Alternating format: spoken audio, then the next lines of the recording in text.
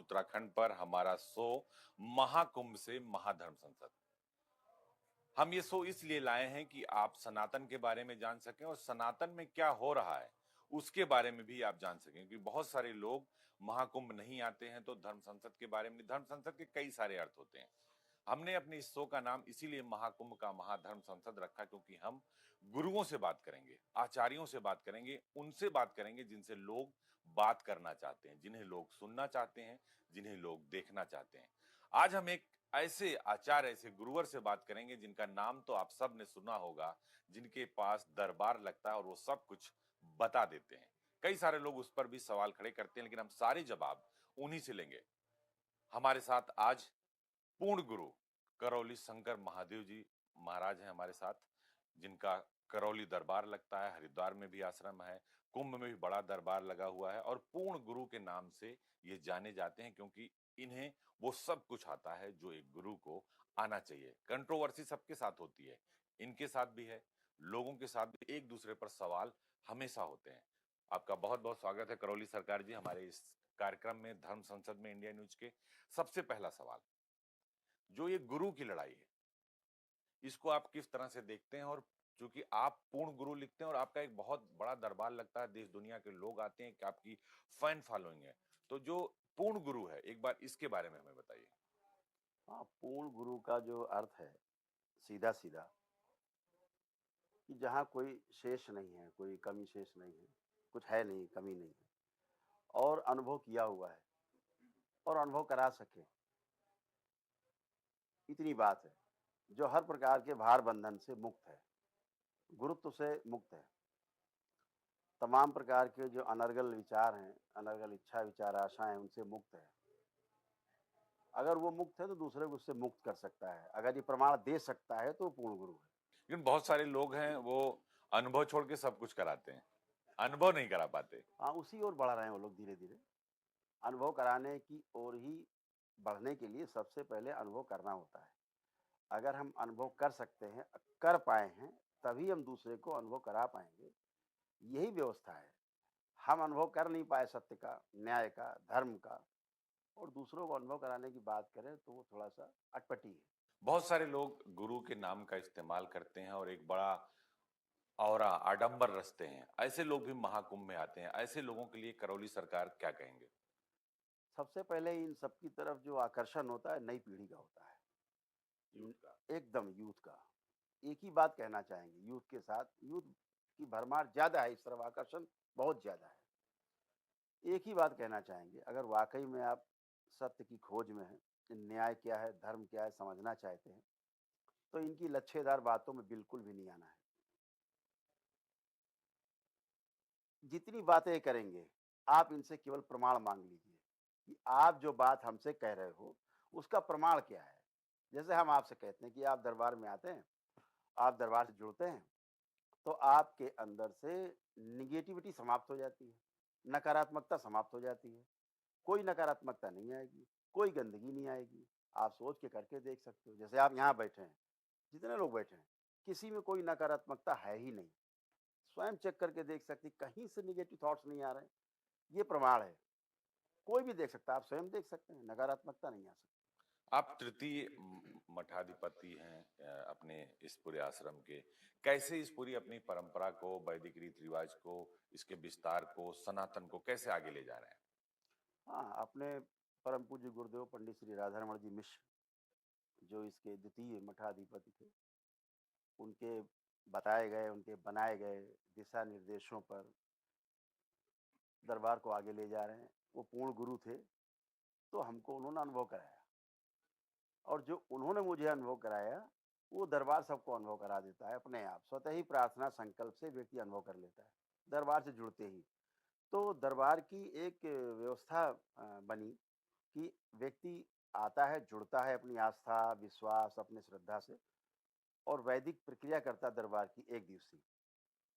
और अगले दिन वो अपने ही प्रार्थना संकल्प से स्वस्थ होकर के शारीरिक और मानसिक जो स्वास्थ्य होता है, करीब 400 प्रकार की जो डिजीज हैं, वो लिखा पढ़ी में है कि ये तो एक दिन में चली ही जाएंगी, इसमें बचने का कोई प्रश्न ही नहीं उठता है। आप कैसे इस सनातन के रास्ते पर, गुरु के रास्ते पर आगे? क्योंकि आप पहले शिवसेना में रहे, जो एक हिंदूवादी पार्टी थी बाला साहब ठाकरे की, उसमें रहे। 2003 से आपका पूरा ये कारवां शुरू हुआ और अचानक महादेव की तरफ कैसे? हाँ, नहीं बचपन से। ये हम ये आपसे कह पाएँगे ठीक से कि 5-6 वर्ष की उम्र से ही इधर इस तरफ लगाव था, झुकाव था। हमारी दादी की वजह से ये और ज़्यादा उस तरफ धर्म की तरफ रुचि बढ़ी और धीरे-धीरे फिर 17 वर्ष की उम्र में अपने परम पूज्य गुरुदेव से मिलना हो गया। तो जो जो उम्र होती है युवा की भटकने की, उस उम्र में हमें रास्ता दिखाने वाला सही मिल गया। ये हम सौभाग्यशाली मानते हैं कि हमको अपने गुरु का साथ मिल गया, उनका संरक्षण मिल गया।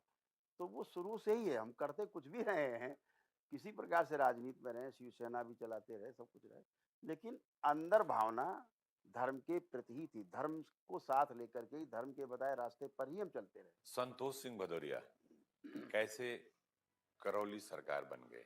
हाँ, मर जाता है, बचता नहीं।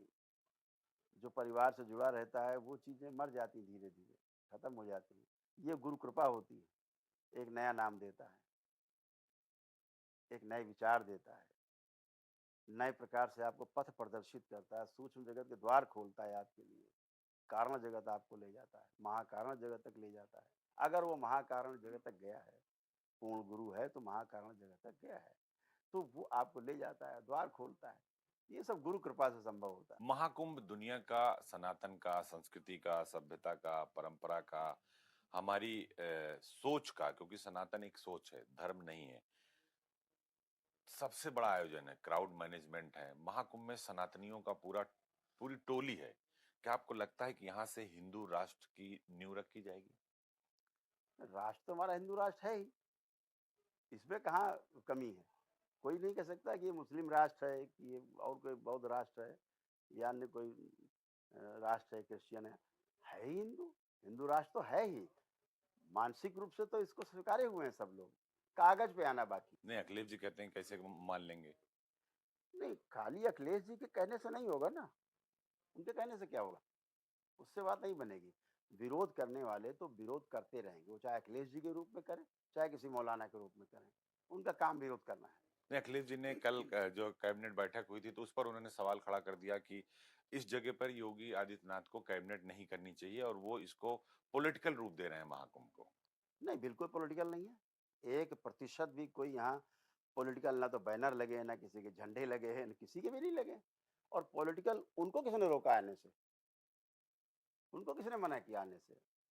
वो भी आ सकते हैं, उससे बड़ा अपना दल बल लेके आ सकते हैं। अगर यहाँ महाराज जी ने अपनी कैबिनेट की बैठक की है, तो जनता के प्रतिनिधि हैं।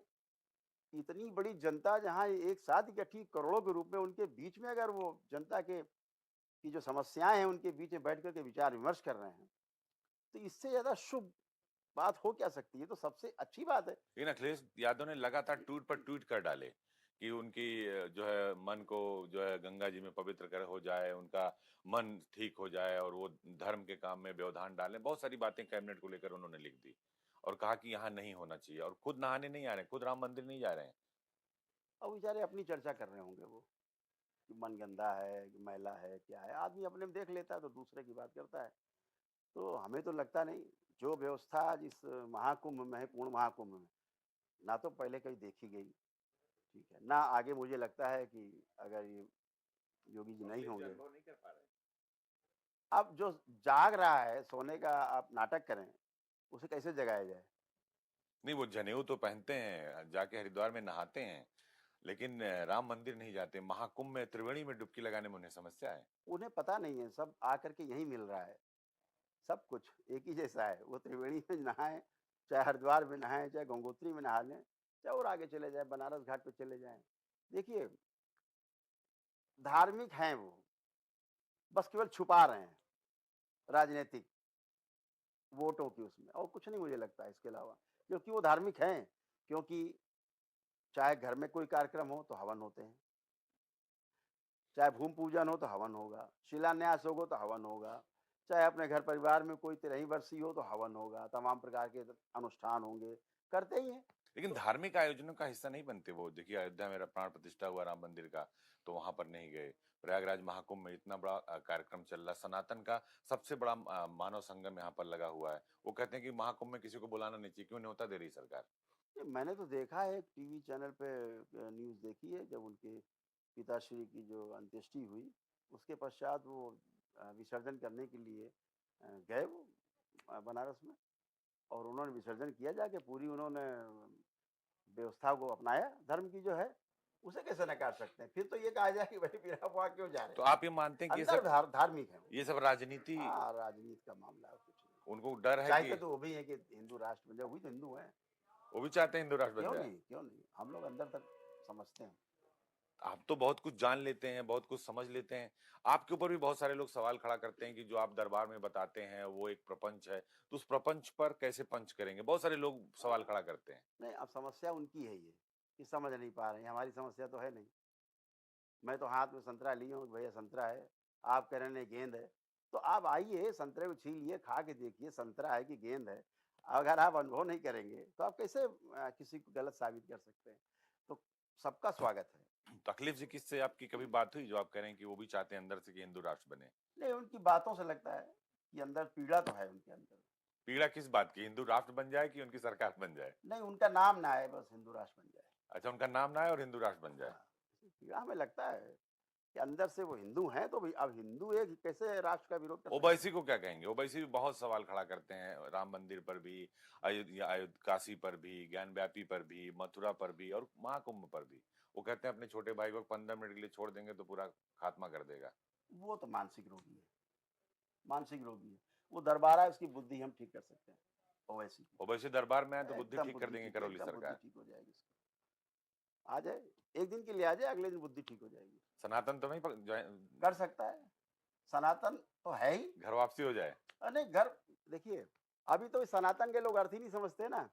ये चाहे पहाड़ हो, चाहे पर्वत हो, नदी हो, झरने हो, समुद्र हो, हवा है, पानी है, सनातन ही तो सदा सदा है और सदा रहेगा। इससे बच के बाहर कहाँ जा सकते हैं?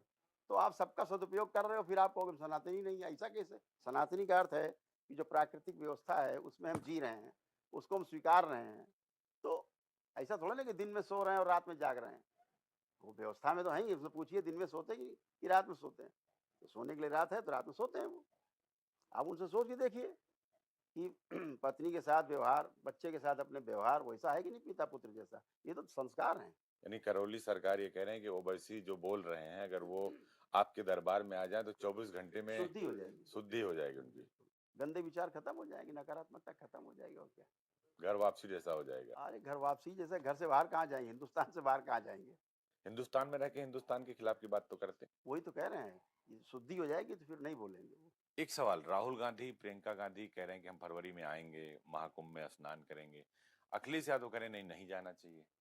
तो यूपी में जो ये दो लड़कों की जोड़ी थी, लोकसभा चुनाव भी थी, आपने इसके पहले भी देखा, तो इन दो लड़कों की जोड़ी में कुछ दरार आ गई है। एक कह रहे हैं आएंगे, एक कह रहे हैं नहीं आएंगे। हाथरस भी इसके पहले वो चले गए थे।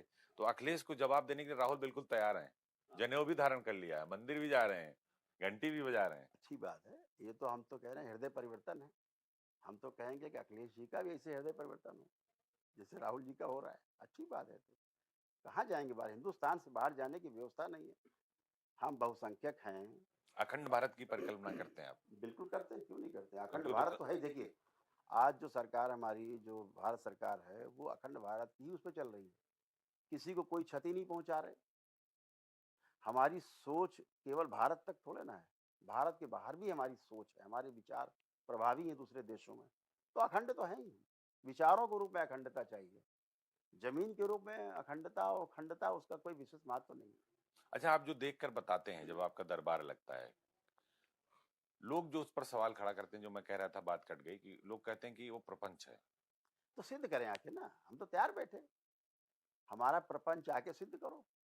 एकदम खुले बैठे तैयार, एकदम 24 घंटे रेडी। आइए दरबार, हमको चैलेंज करिए, या कहीं दरबार लगा लीजिए, वहां चैलेंज करिए। आप लगा लीजिए दरबार, आप इकट्ठे करिए 150 लोग, 100, 200, 500 लोग। फिर देखिए प्रपंच है कि वो पंच है। हाँ पंच है, वो समझ में आ जाएगा सबको। इसका मतलब प्रपंच को पंच और पंच पे टंच। हाँ बिल्कुल एकदम, ये क्योंकि महामंच है, इसलिए बात हम कह पा रहे हैं ठीक से कि अनुभव करना चाहिए।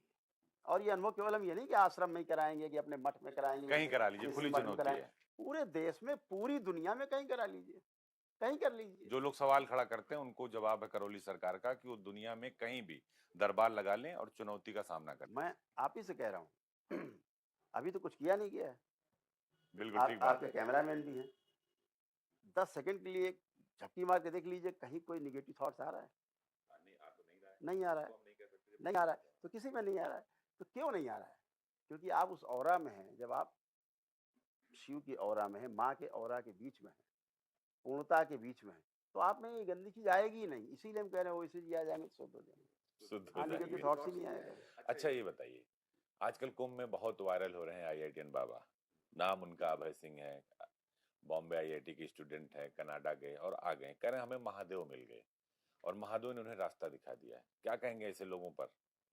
आप पहले महादेव क्या है पहले ये तो समझ ले, कहाँ पागलों की आप बात कर रहे हैं? ये धर्म संसद वो कहते हैं मेरा कुंभ का prediction बहुत अच्छा है, महामंच मैं है, पूरी- ये हमारे धर्म गुरु, हमारे सब ऋषि मुनिया बैठे, उनकी बात कीजिए। कहाँ पागलों की बात करने में समय नष्ट करें हम लोग? ये तो पागल हैं ये सब। ऐसे तो लोग भरे पड़े हैं, संख्या उनकी नहीं उनकी शुद्धि की जरूरत नहीं। है ना। वो जब चाहे तो शुद्धि होगी। भाई देखिए, दो तरह के लोग हैं। एक चैलेंज करते हैं कि साहब करके दिखाइए, पहले से नकारे हुए हैं। एक वो कहते हैं नहीं साहब हम बीमार हैं, हमें स्वस्थ करिए। तो दो तरह के लोग खड़े होते तो ये कौन से हैं आईआईटी बाबा? हैं। ये तो बेचारा अपने होश में ही नहीं है ना, जिसे अपने माता पिता का आप होश- आत्मा की बात कर रहे थे, तो क्या अभय सिंह में दो आत्मा इसमें चल रही दो है? होती नहीं है, होती एक ही है। अरबों खरबों स्मृतियां होती हैं। स्मृतियों का ही खेल है। वो स्मृति कह लीजिए, कुछ भी कह लीजिए, जब तक पितृ मुक्ति नहीं होती तब तक इसी प्रकार से। वो तो अपने पिता को कहता है कि वो हिरण्यकश्यप हाँ है। तो इसीलिए ना, तो वो जो मैं जो सर्वनाश पिता की करूंगा। बात कर रहा वो लड़का ही नहीं बेचारा। वो कहता है कि माता पिता सिर्फ जो है भगवान गणेश के महादेव और पार्वती थे, बाकी किसी के माता पिता में शिव और पार्वती नहीं इसीलिए देख मैंने सकते। कहा अगर ये बच्चा मॉडल बनेगा आज के नवयुवकों का, तो क्या किसी माता पिता को ये स्वीकार है कि धर्म हमें ये रास्ता दिखाए कि इस तरह के बच्चे जो पागल हो गए हैं, कुंठित हो गए हैं, फेल हो गए हैं, क्या छोड़ के आया है? जितनी बातें कर रहे हैं कि हम ये छोड़ आए, लोग महिमा मंडित कर रहे हैं, छोड़ा है, क्या छोड़ा है? खाई क्या तो छोड़ा है? अगर छोड़ आए होते तो पिता को चांडाल या हिरण्यकश्यप नहीं बोलते और खुद को प्रहलाद नहीं बोलते। तो छोड़ा क्या है? कुछ भी तो नहीं छोड़ा, था क्या तो छोड़ा इन्होंने? छोड़ के आए तो यहाँ इतने ऋषि मुनि संत बैठे हैं, महात्मा बैठे हैं, धर्म गुरु बैठे हैं, इनके बीच में जाइए, आप पूछिए कि क्या क्या छोड़ के आए हैं। लोग अरबों खरबों की संपत्ति छोड़ के आए हैं। तो किस संत बने, यहाँ संत है किस माया जाल में फंस वो गया छोड़ है? के आई, इसने क्या छोड़ा है? ये तो माया जाल में फंसा ही हुआ है, गंदगी में फंसा हुआ है। इसको धर्म गुरुओं की आवश्यकता है। इनको शरण में जाना चाहिए, संघ में जाना चाहिए, अखाड़ों इसके में जाना पहले भी वो चाहिए। किसी अखाड़े में गए थे, किसी संत के यहाँ गए थे, वहां से फिर ये सन्यास की तरफ आ गए, कह रहे हैं कि हम वहां गए थे और हमें ज्ञान मिल गया, महादेव मिल गया, रास्ता दिखा दिया उन्होंने। वो उसके अंदर गंदगी आई है जो एक ठगीबाज जो हैं उनके चक्कर में। बात कर रहे हैं। हाँ, वहां से गंदगी ज्यादा चिपटी। तो क्या कर दिया सदगुरु जी ने? कुछ नहीं, कुछ है ही नहीं, स्वच्छता नहीं है। नवयुवकों को संदेश गलत है।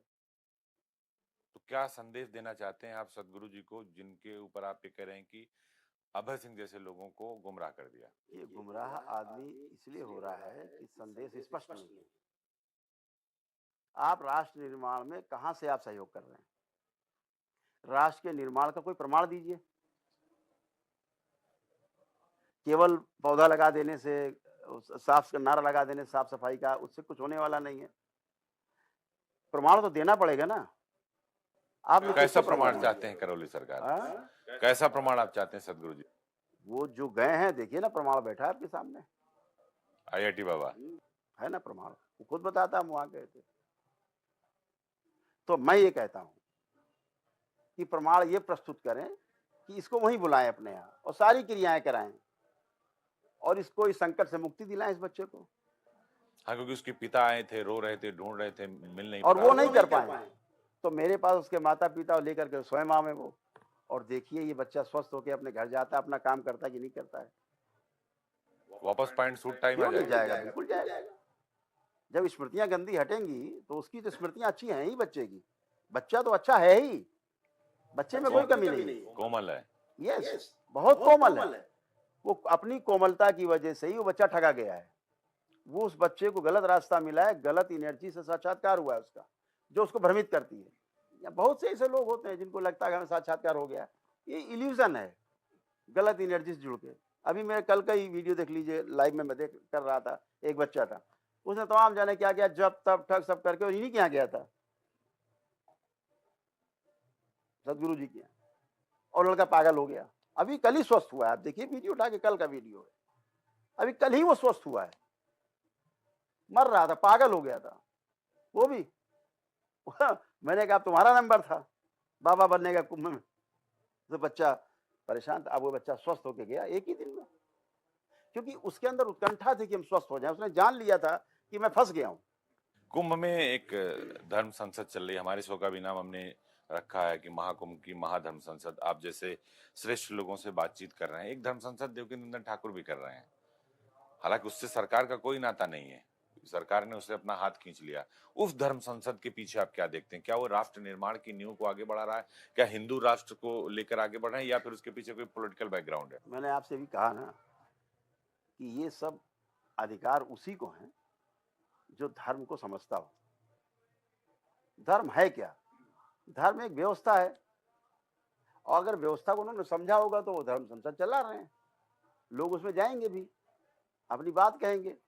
मेरे अनुसार ये कुंभ का जो महामंच है, इसमें अपनी बात आदमी रखे कि व्यवस्था क्या, क्या समाधान आपके पास है।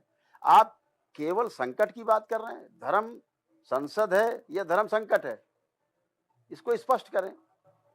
यानी देवकीनंदन ठाकुर धर्म संसद नहीं, धर्म संकट कर रहे हैं। धर्म संकट होगा तभी तो धर्म संसद बुलाई जा रही है कि धर्म संकट दूर कैसे हो, इसीलिए धर्म संसद होगी। तो कौन सा धर्म है वो? सनातन वाला धर्म है, सन्यासी वाला धर्म है, कि सियासत वाला धर्म? ना, अलग अलग नहीं होता ये सब एक ही है, सनातन है।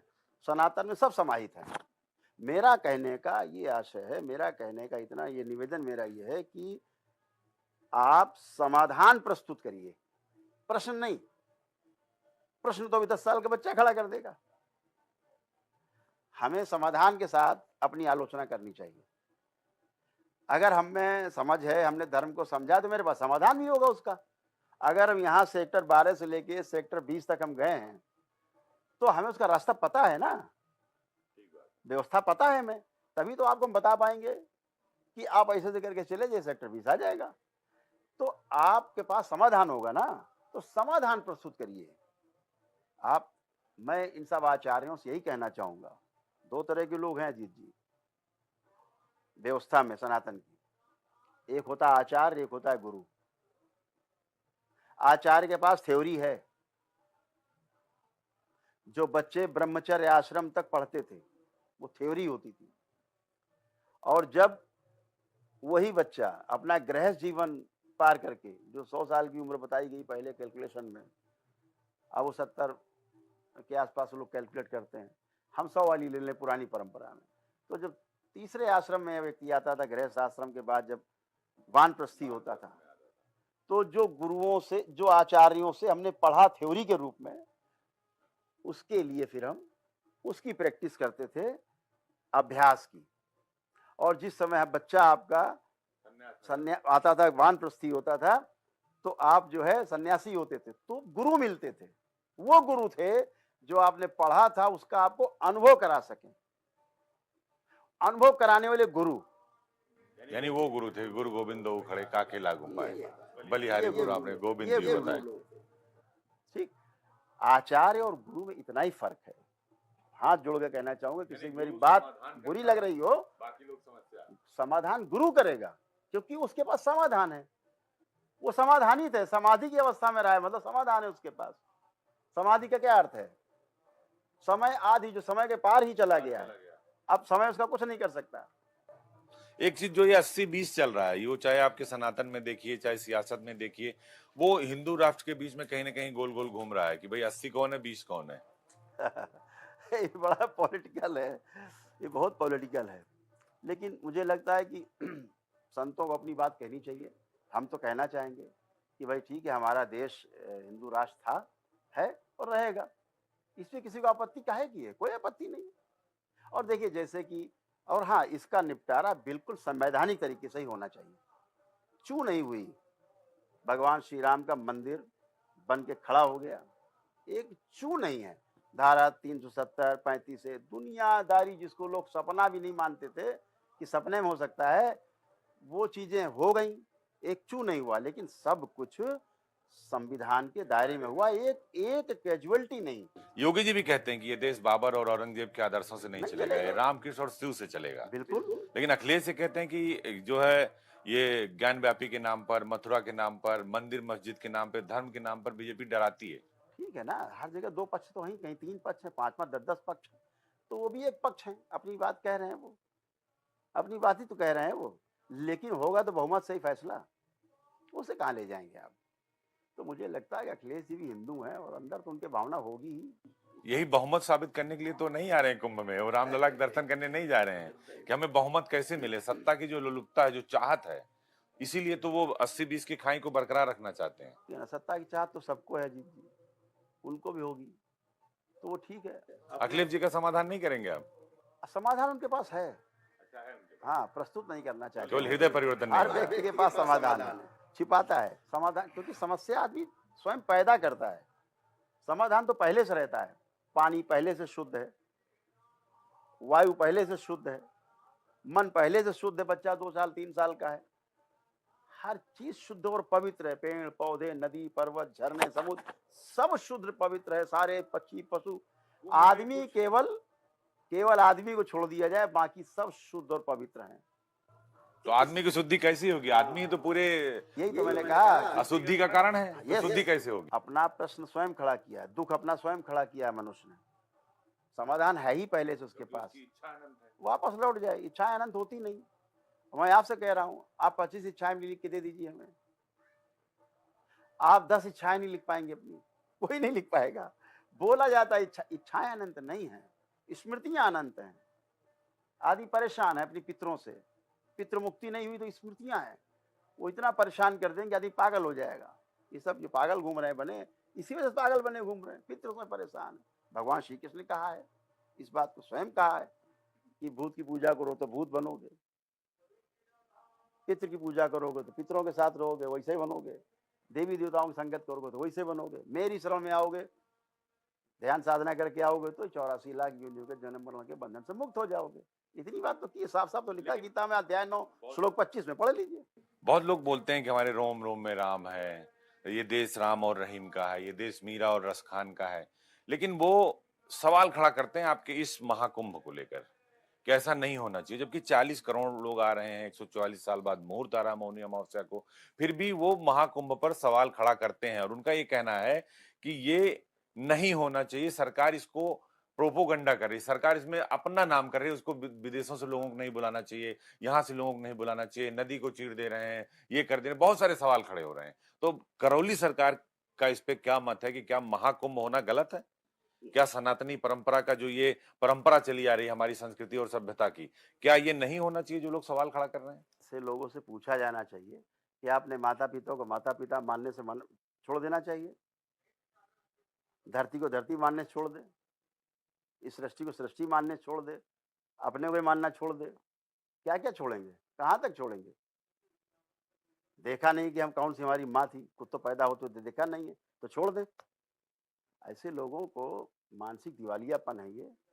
इस देश की परंपरा रही है, और आज से नहीं, लाखों वर्षों से परंपरा रही है, युगों युगों से कुंभ की, महाकुंभ की, पूर्ण कुंभ की परंपरा रही है।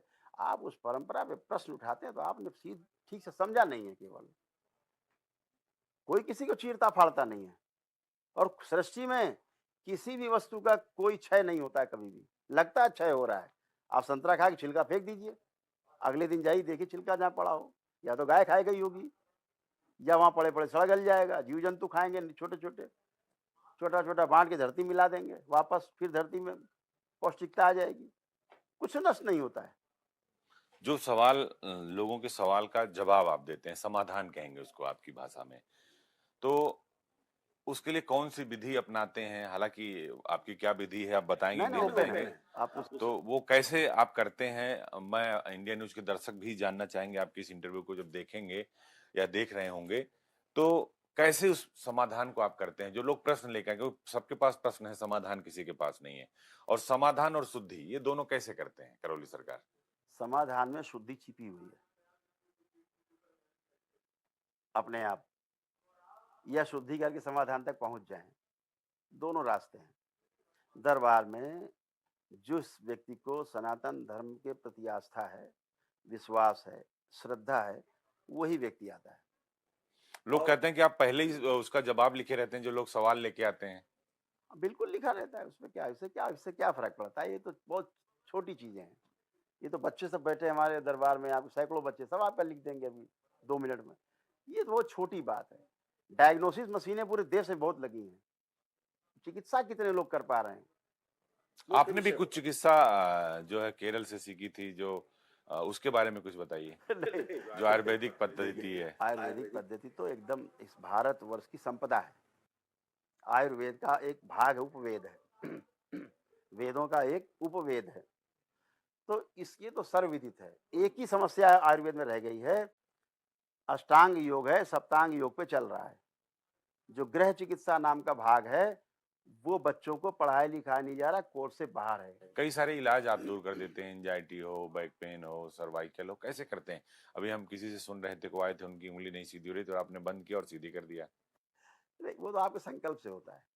आपके अंदर संकल्प है कि मेरा ऐसा ही हो जाए, ये तो संकल्प है ना। बिल्कुल। तो आप केवल प्रेयर करते हैं सही ऊर्जा से जुड़ के, प्रेयर स्वीकार हो जाती है, आपका संकल्प पूरा हो जाता है, आप स्वस्थ हो जाते हैं। यही तो विधि है कि आप आते हैं दरबार, वैदिक प्रक्रिया ब्राह्मण देवता कराते हैं आपको, स्वयं करते हैं आप, और उसके पश्चात अपनी और स्वयं प्रार्थना और संकल्प से पूरा का पूरा परिवार एक साथ पड़े तो स्वस्थ होता है।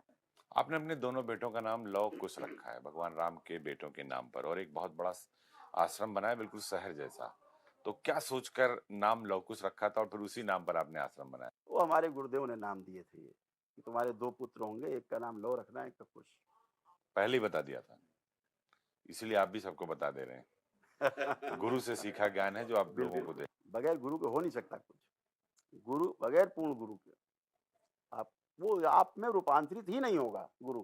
बहुत सारे लोग आचार्य महामंडलेश्वर महामंडलेश्वर क्या क्या अपनी टाइटल दे रहे हैं, लेकिन वो गुरु नहीं हो पा रहे हैं, वो पूर्ण गुरु नहीं हो पा रहे हैं। इसके पीछे की वजह क्या है? बहुत सारे संत ऐसे भी हैं, जब वो गद्दी पे बैठे हैं तो उन्हें लात मार दिया जाता है, पीछे चले जाते हैं, उन्होंने अपने गुरु के साथ अन्याय किया है। हाँ, ठीक है, वो उसी भाव से आए होंगे। हम लोग तो अपने गुरुदेव के बगैर बगैर जो है एक श्वास नहीं ले सकते। अपनी माँ के बगैर एक श्वास नहीं ले सकते। हम लोग तो यही कहना चाहेंगे कि जो बाप है वो तो बाप ही रहेगा। गुरु तो गुरु रहेगा। कुछ लोग बाप को हिरण्यकश्यप बोलते हैं। हाँ, तो ठीक है, वो खुद ही हिरण्यकश्यप है। वो देखिए, ये जि दैत्य स्मृतियाँ हैं, 2 तरह की स्मृतियाँ इस सृष्टि में हैं। बड़ी बात कह रहे हैं आप, दैत्य स्मृतियां बिल्कुल। हैं, खुद हिरण्यकश्यप है। यस, देव स्मृतियाँ और दैत्य स्मृतियाँ। ये सदा से थी, हैं और सदा रहेंगी। जिनमें जिस स्मृति का प्रभाव सबसे ज़्यादा है, वो है व्यक्ति आपको वैसा ही दिखाई देगा। अगर आपसे हम एक सिंपल बात करें एज़ ए मैन, तो क्या आप अपने बच्चे को यही संस्कार देना चाहेंगे जो ये लेकर के कुएं में बैठा प्रचारित हो रहा है? ऊँचा आईआईटी बा आईआईटी बा, ऐसा बनाना चाहेंगे? बिल्कुल नहीं, क्योंकि हमारे माँ बाप तो, हमने उनसे सवाल भी पूछा था कि हम तो अपने माता पिता में भगवान शिव और माँ पार्वती को, अगर उसमें नहीं दिख रहे हैं आप, जवाब में उन्होंने कहा था कि वो मैं प्रहलाद हूँ, वो हिरण्यकश्यप है, मेरी माँ को चांडाल बोलता, मैं सर्वनाश कर दूंगा, मुझे महादेव मिल गए। ये पागलपन की चरम अवस्था है कि आदमी, ऐसी अवस्था है कि अब वो अपने पागलपन को बच्चा समझ भी नहीं पा रहा है कि पागल है वो। एक वो भी अवस्था है ना कि बीमार आदमी ये नहीं समझ पा रहा कि मैं बीमार हूँ। अनुभूति बंद है, इल्यूजन खुला हुआ है, गंदगी चिपटी हुई है बाहर से स्मृतियों की। अब वो गंदी स्मृति गंदा ही गंदा सोच विचार मेधस के द्वारा अंदर देंगी आपके मस्तिष्क में, और मस्तिष्क से पूरे शरीर में फैल जाएगा। बहुत सारी जो है दीक्षा लेने आई थी हरसारिचार्या, एक नाम है जिसको लेकर बहुत कंट्रोवर्सी हुई, वो जो है अखाड़े में थी, फिर वहां से उनका स्थान बदला गया, उस उनको लेकर भी ऐसे लोगों को क्या कहेंगे? क्योंकि ये तो ये उनका सनातन है। गुरु शिष्य का विवाद है और कुछ लोग उसको देख रहे हैं दूसरे नजरिए से। हम तो ये सिर्फ इतना कहना चाहेंगे कि मर्यादा रहनी चाहिए, इस धर्म की मर्यादा, इस सनातन धर्म की मर्यादा बनी रहनी चाहिए। इसका संदेश महाकुंभ से पूरे विश्व में जा रहा है। बस इतना हाथ जोड़ के निवेदन सभी से करना चाहेंगे। क्योंकि ये वो देश है जहां रत्नाकर यानी अंगुलीमाल ऋषि वाल्मीकि बने, तो हर्षाचार्य क्यों साध्वी नहीं बन सकती? उस पर इतने सवाल, इतने कटाक्ष। क्या होता है, जितना मैंने अपने गुरुदेव से जाना, स्त्री जो है सन्यासी नहीं हो सकती। तो बहुत सारे जो स्त्री सन्यासी नहीं है, हैं, हाँ, नहीं है, एक स्त्री सीमा है, सन्यासी नहीं हो एक सकती। सीमा है जहां तक पहुंचा जाए। कैसे नहीं हो सकती, ये जानना चाहते हैं? हम आपको बात कर रहे हैं उस अवस्था की हाँ, समझ गया मैं। कि जो आध्यात्मिक है, हाँ, बिल्कुल ठीक बात है। ठीक है, एक सीमा है वहां तक पहुंचने की। स्त्री का सबसे सुंदर जो गुण है जिससे वो पूर्णता को प्राप्त करती है, वो समर्पण है। वो समर्पण। चाहे पति के प्रति क्यों ना हो। हाँ, अगर उसके अंदर समर्पण है कि मेरा पति ही मेरा परमेश्वर है, जो सिखाया जाता है बच्चियों को हमारे सनातन धर्म में, बिल्कुल। कि जहाँ जा रही बेटी शादी होके जा रही विवाह होके, यही तुम्हारा वही तुम्हारा भगवान घर है, परमेश्वर है। वही तुम्हारा घर है। अगर उसने उसको परमेश्वर ही मान के सेवा की, वो चाहे शराबी हो, लुच्चा हो, कुछ भी हो, वो तो पार हो जाएगी, पति भले नरक में चला जाए। तो स्त्री समर्पण से केवल, इसका बहुत सुंदर गुण है, पति के लिए भी, अपने बच्चों के लिए भी एकदम समर्पण जान दे देगी। ये उसको पूर्णता में ले जाता है। तो सन्यासी क्यों नहीं हो अच्छा, तो सकती? 2 नाम बताइए जो स्त्रियां सन्यासी हो गई, पूरी हो गई। नहीं, बहुत सारी साध्वी यहाँ मिलती हैं, हम लोग हम देखते यहाँ की बात रहते नहीं हैं। कर रहे हैं। हम पौराणिक काल से उठाइए, 2 नाम बताइए महिलाओं के जो सन्यासी हो गई, पूर्णता को प्राप्त हो गई। 2 नाम बताइए। आप माँ बताइए। सीता कैसे पहुंची? हम क्यों उनकी पूजा मीरा आराधना भी करते है, हैं? माँ सीता क्यों भी पूजा है। आराधना करते? समर्पण, समर्पण। वो जंगल में चली गई, उन्होंने जंगल में फिर छोड़ दिया ले जाके, लंका विजय बहुत के सारे बाद। नाम है, मीरा है, सावित्री है, माँ मीरा भी है। नहीं, देखिए, अब मीरा में फर्क पड़ जाएगा फिर। ये भक्त हैं, भक्त होने में और साधक होने में बड़ा फर्क है। मनुष्य का शरीर ही बना है साधना के लिए, चौथे शरीर पे जाकर के स्त्री जो है वो फिर से जो है, ये बात तो हर्षा भी गड़बड़ कह हो रही थी जाती कि है। उनके गुरु ने कहा कि अभी आप दीक्षा लीजिए, सन्यास का वक्त नहीं है आप वो आपका। सही कह रहे हैं, बिल्कुल सही कह रहे हैं। एक समय आएगा, देखिए, गुरु के प्रति समर्पण हो गया। अच्छा, स्त्री अगर सन्यासी बनना चाहे तो कैसे बन ऐसे ही सकती बन है? सकती है जैसे बनी। समर्पण होना ऐसे ही? चाहिए गुरु के प्रति, गुरु के प्रति समर्पण होना चाहिए, पूरा समर्पण। समर्पण से ही वो पार होगी। मेरा कहने का अर्थ ये है, साधना से वो नहीं जाएगी पार, वो समर्पण से जाएगी। साधना से यानी पुरुष स्त्री जाएगा। साधना स्त्री जो है समर्पण से सन्यासी बन सकती समर्पण है, से। गुरु के और पुरुष प्रति साधना एकदम से। पूर्ण समर्पण। वो उसके पास सबसे बड़ा हथियार है। गुरु को पिता के रूप में देखेगी, गुरु को भाई के रूप में देखेगी, गुरु को बेटे के रूप में भी देख सकती है, सारे अधिकार प्राप्त है उसको। लेकिन वही उसका समर्पण तुलसीदास जी महाराज की तरह, जैसे उन्होंने अपनी पत्नी को गुरु मान लिया था। तो वो पूरा कर देगी। देखो, वो हमारी माँ है, वो जगत जननी है, वो शक्ति और आराध्या है हमारी, और हम वहीं से पैदा हैं, हम सभी। तो वो तो माँ है, इसीलिए उसमें समर्पण सबसे ज्यादा है। फिर माँ पर इतना सवाल क्यों? माँ गंगा पर, माँ यमुना माँ पे पर, माँ सवाल सरस्वती उठाने वाले पर, त्रिवेणी पर इतने सवाल क्यों हैं? ज्ञान नहीं है। ज्ञान नहीं है। ऐसे लोगों को ज्ञान कैसे आएगा? आए, शामिल हो जाए, दरबार की प्रक्रिया करें। हर चीज का एक ही उपाय है, समाधान। हाँ, खराब दरबार। हट जाए, अच्छी तो पहले से मौजूद है। हर आदमी सुखी रहना चाहता है, 100%। हर व्यक्ति, मैं सुखी रहना चाहता हूं तो आप भी सुखी रहना चाहते हैं, पूरा संसार सुखी रहना चाहता है। ये सार्वभौमिक सिद्धांत है, सार्वभौमिक सत्य है। अब दूसरा स्टेप आता है, कैसे? वहां फेल हो गया। कैसे? वहां अब यहां पर आवश्यकता गुरुओं की है, पहले आचार्यों की है, फिर गुरुओं के प्रवचन करते हैं, पहले सुने ध्यान से, आगे समय आए तो गुरुओं के शरण में जाए तो पार हो सकता है। मेरा कहने का आशय इतना है कि बगैर समझे, बगैर अनुभव करे नहीं बोलना चाहिए, बचना चाहिए। दरबार तो अनुभव करा देता है, कर लीजिए। वैश्विक मंच पर हिंदुस्तान की तरफ पूरी दुनिया देख रही है, तीसरी आर्थिक शक्ति के तौर पर उभर रही है। प्रयागराज की जो भीड़ है महाकुंभ की, वो दुनिया का तीसरा देश, अगर भारत चीन को छोड़ दिए तो सबसे बड़ी आबादी प्रयागराज कुंभ में आ रही है। वैश्विक स्तर पर भारत का जो नाम हो रहा है, उससे भी सियासतदानों को बड़ा चुभ रहा है। उनको लगता है कि कुंभ का प्रचार विदेशों में क्यों हो रहा है, और विदेशों से लोग कुंभ में क्यों आ रहे हैं, क्यों सनातन बढ़ रहा है? नहीं, प्रश्न ही गलत है, उनका प्रश्न गलत है, और वो जो जलन हो रही वो तो स्वाभाविक है।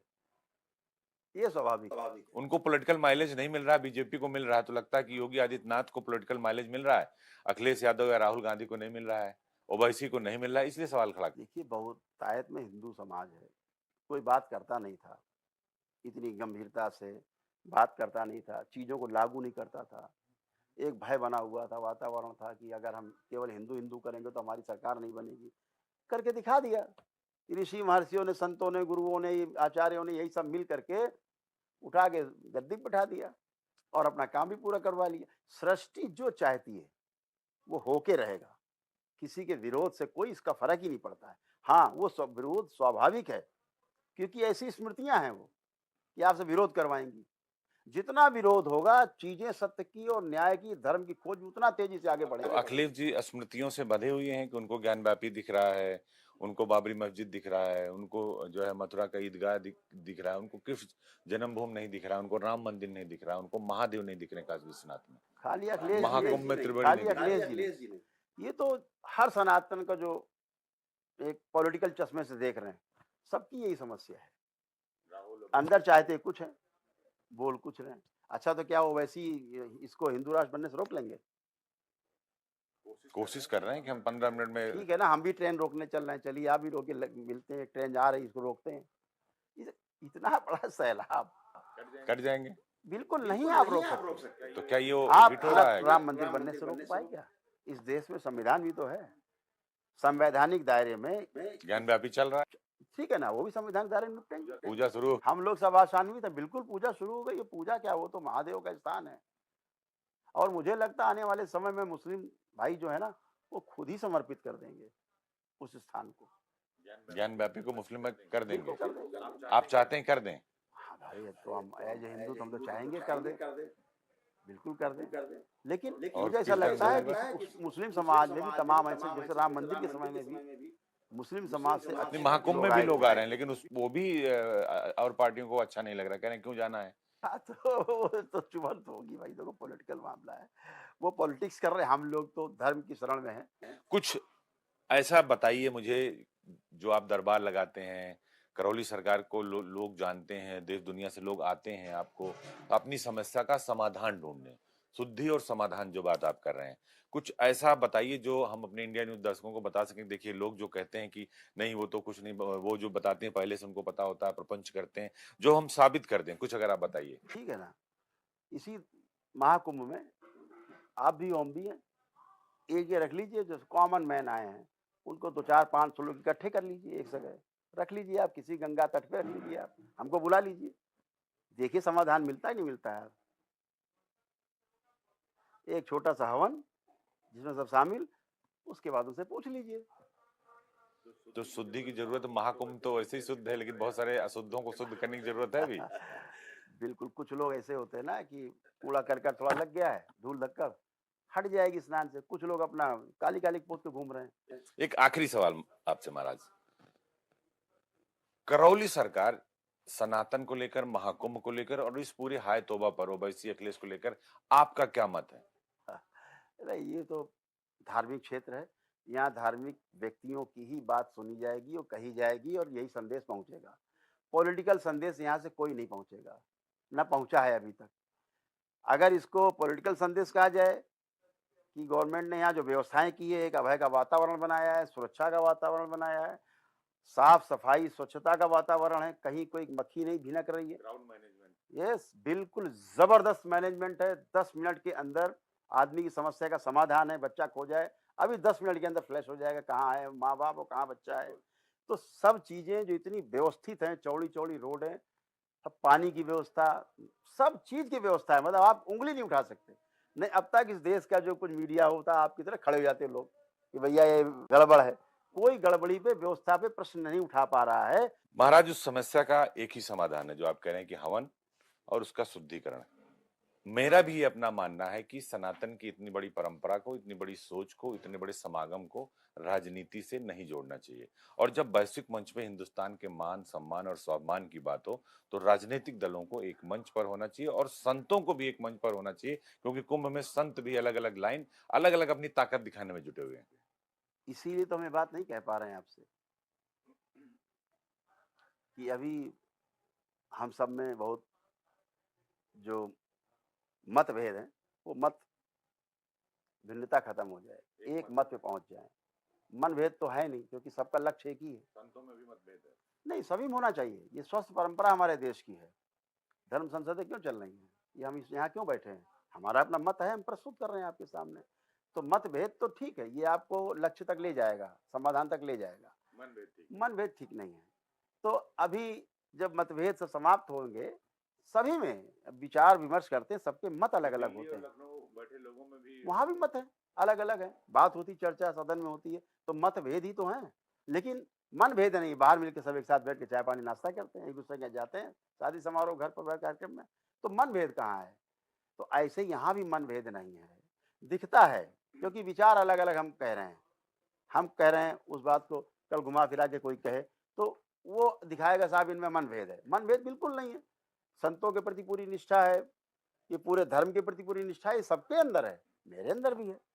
सबका सम्मान है, गुरुओं का सम्मान है, सारी परंपराओं का सम्मान है और ये यही परंपराएँ तो आदमी को आगे ले जा रही हैं। अगर ये परंपराएँ नहीं होती, तो आदमी आज जानवर बन के घूम रहा होता, लूट-मार कर रहा होता। तो इन गुरुओं का ही तो प्रभाव है, इन आचार्यों का ही तो प्रभाव है कि हम पहले हमारे पास सूचना के रूप में कोई चीज़ है कि ऐसा करने से पाप होता है, नहीं करता है। फिर वो पाप और पुण्य क्या है, ये गुरु समझा देता है कि भाई आपके गंदे विचार वो पाप हैं, जो अच्छे विचार आपका पुण्य है। इतनी बात तो है। अगर ज़्यादा आपके अंदर अच्छे-अच्छे विचार आ रहे हैं मतलब आपका पुण्य है, आप अच्छे काम कर पा रहे हो, तो आपका पुण्य ही तो है ये। जो लोग नहीं आ रहे हैं उनके पास अच्छे विचार इसीलिए नहीं आ रहे हैं। हाँ, देखिए, जो व्यक्ति जो च ऐसा नहीं कि विचार उनके अच्छे हैं नहीं अंदर, व्यक्त दबा नहीं कर देते पा हैं। रहे हैं। हाँ, वो अपनी उनकी राजनीति है। अपनी-अपनी राजनीति के अनुसार काम कर रहे हैं। लेकिन हम व्यवस्था की बात करें, तो अखिलेश जी भी अगर एक अच्छे अपने को साबित करेंगे कभी चल के बहुसंख्यक समुदाय के लिए, तो वो भी ऐसी व्यवस्था करने के लिए लालायित होंगे। जैसे एक हाईवे बना, बहन मायावती जी ने बनवाया एक हाईवे। उसके बाद इन्होंने बनाया आई ना भावना अंदर। और उसके बाद योगी जी ने दर्जन भर बना दिए। तो लंबी रेखा अब खींच दी। उसके बाद महाराज जी ने पूरे प्रदेश में फैला दिया जाल। तो ये सब एक व्यवस्था है, एक दूसरे को देख करके आती ही है, अंदर हुक उठती है कि हमें करना है। बस ये है कि अवसर की बात है। अखिलेश जी को भी आगे आना चाहिए, बढ़िया है। अच्छा सोचते हैं वो भी, हमको लगता है कि अच्छा आगे और अच्छा सोच पाएँगे। बहुत बहुत धन्यवाद। ये थे हमारे साथ करौली सरकार जी जिन्होंने हमारे सभी सवालों का बेबाकी से जवाब दिया और कहा कि ओवैसी जैसे लोगों को शुद्ध करने के लिए हमारा दरबार सजा। एक बार आ जाएंगे तो उनकी बुद्धि को हम शुद्ध कर देंगे और हो सकता है वो सनातन की तरफ वापस आ जाएं। और सवाल ये भी कि राहुल गांधी की तरह अखिलेश यादव भी अगर हृदय परिवर्तन कर लें और महाकुंभ में आ जाएं तो उनकी नीति और नियति दोनों अच्छी हो जाएगी, तो शायद आगे उन्हें अच्छा अवसर मिले। और देखिए, महाकुंभ सनातन का महासंगम है। इसका जो विरोध करेंगे वो स्मृतियां हैं, जो असुरी स्मृतियां हैं जो उनको घेरे हुए हैं। आईआईटी बाबा पर भी उन्होंने बड़े सवाल खड़े किए, कहा कि जो अपने पिता को हिरण्यकश्यप कह सकता है, वो अपनी आत्मा में नहीं है, वो उसकी स्मृतियों ने, उसकी राक्षसी स्मृतियों ने उसे जकड़ रखा। वो जिस गुरु के पास गया था वहां से उसे गुरु ज्ञान नहीं मिला, इसीलिए वो जगह जगह भटक रहा है। हर्षा रिचारिया जैसे मॉडल पर जो साध्वी बनने की राह पर हैं, उन पर भी उन्होंने बेबाकी से जवाब दिया और कहा कि स्त्री कभी सन्यासी नहीं बन सकती, वो दीक्षा ले सकती है। अगर उसे कुछ बनना है तो वो समर्पण भाव रखे मां सीता की तरह। तो ये हमारी पेशकश लगातार जारी रहेगी और महाकुंभ से महाधर्म संसद इंडिया न्यूज पे हम राह पर हैं, उन पर भी उन्होंने बेबाकी से जवाब दिया और कहा कि स्त्री कभी सन्यासी नहीं बन सकती, वो दीक्षा ले सकती है। अगर उसे कुछ बनना है तो वो समर्पण भाव रखे मां सीता की तरह। तो ये हमारी पेशकश लगातार जारी रहेगी और महाकुंभ से महाधर्म संसद इंडिया न्यूज पे हम हर दिन रोज रात 9 बजे आपको दिखाते रहेंगे। और आज हमारे साथ देखिए करौली सरकार की ये पूरी बातचीत और पेशकश। नमस्कार।